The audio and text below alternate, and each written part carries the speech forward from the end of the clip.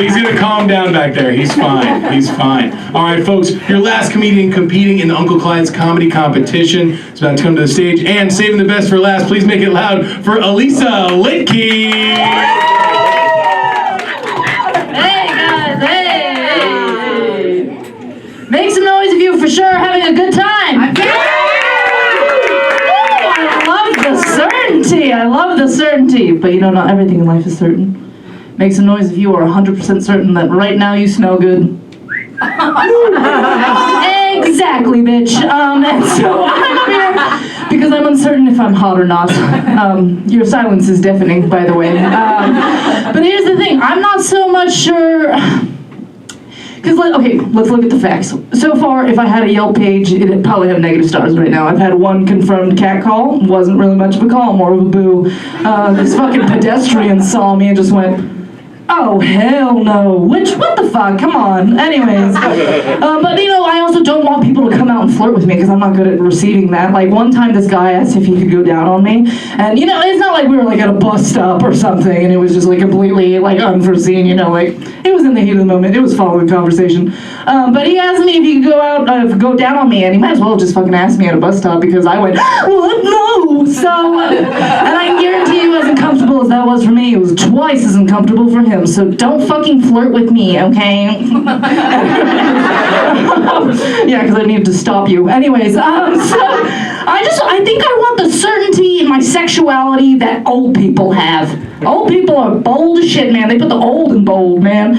Like, here's the thing. I used to work at a job that had mostly old people as customers, and so, like, sometimes they do it on accident. Like, I had this one woman, her name was Cynthia Milford, so of course in her email she shortened it to Cindy Milf. Here's the thing, I'm not gonna fucking tell her what it means. My company's not gonna tell her what it means. Ain't nobody gonna tell her what it means. She's probably gonna die with that email. But you know, so it's like sometimes it's an accident, but sometimes it's on purpose because they don't care, is my point. You know, like one time I got this phone call from an unknown number. I don't answer it when it's unknown, but I knew it was probably just a customer from this place, you know? I see it's a minute and 30 seconds. I'm like, oh great, what does this bitch want, you know? I listen to it and all I hear is, I'm like, holy shit, I'm either listening to this guy's last minute on earth or his first minute in heaven, if you know what I mean. You know, and so then I hear this woman go, oh, you dog, and I'm like, oh shit. And then I hear, doo-doo, visiting hours will end in 10 minutes. Visiting hours end at 4. All visitors must be out in 10 minutes.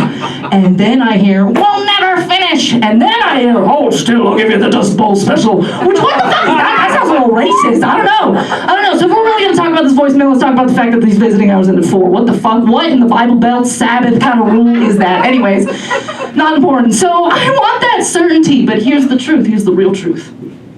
I don't know if I want to be hot, because here's the thing. Hot people are not really known for being funny, and that's something I obviously care about, you know? But, you know, there's exceptions to every rule. But let's think about it. Let's think about it logically. Comedy is a defense mechanism, right? You don't need a defense mechanism if you're on the fucking offense, you know? So I just want that, but I also don't want that, you know? And here's how I know. I went to India. Turns out I'm Slumdog Millionaire's wet dream, right? People trying to Taj Mahals is what I'm saying. I don't know, there's just something about my body that screams fertile. It looks like I've had 2 C-sections. I'm only 22, don't worry. But here's the thing, people were trying to Hindu me over there. I was charming snakes, people. It was crazy. I was killing it over there.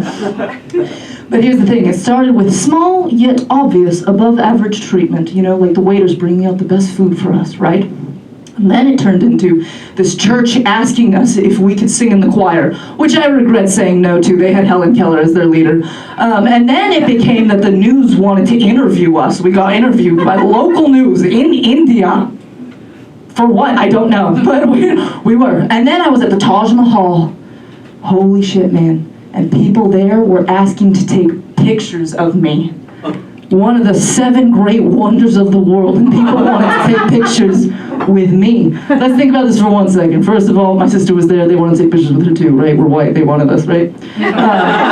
Here's the reality. I had to fight my mom the whole time. She was completely upset because in her mind, my mom's Mexican, but she only recognizes 3 races because she's old school like that. So she considers herself white. She's not, but she considers herself white. So then she was just like, how come no one's taking pictures of me? And I'm like, because you're not white. She's like, I'm white. And I'm like, you're not white. They've got brown people here. They don't want you. But anyway, so I came back and I was fucking killing it. I was so hot, right? But I was not funny anymore. Which, as a hypochondriac, I was scared that was permanent, because I was so hot. I was hotter than curry when I came back. I was so hot, though, I couldn't tell a joke even if two old people having sex left me a fucking voicemail about it. And the worst part is, I listened to the whole voicemail, I still don't know if they finished. So anyways, I pray that you guys finish tonight. Anyways, I hope you're well. Thank you, everyone. Give it up for your